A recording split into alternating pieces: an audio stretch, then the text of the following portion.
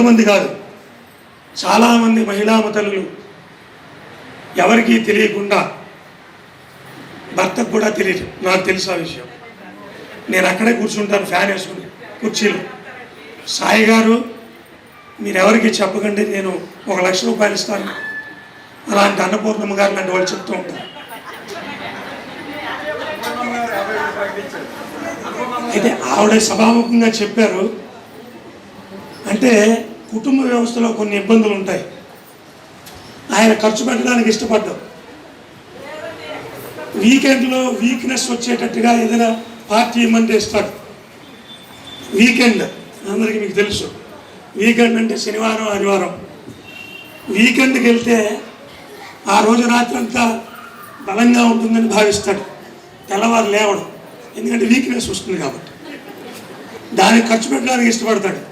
ఏమయ్యా గుళ్ళో 50,000 రూపాయలు ఇవ్వాలంటే నువ్వు సంపాదించి నీకు తెలుస్తుంది అంటాడు. అందుకని కొన్ని ఇబ్బందులు ఉండి మహిళామతలందరూ కూడా ఇచ్చినటువంటి భక్తులు ఉన్నారు. అందుకని చెప్తున్నా, పేర్లు మాత్రం చెప్పను. అలాగా మీరు ఎక్కడో దాచి ఉంటారు. పోపుల డబ్బాలు ఇప్పుడు లేవు, అన్ని ఇన్స్టెంట్ పొళ్ళు వేసేస్తున్నారు. ఎక్కడో దాచి ఉంటారు. ట్యాక్స్ కట్టాలని మీ పేరును కూడా ఒక అకౌంట్ ఉంటుంది, ఒక చెక్కు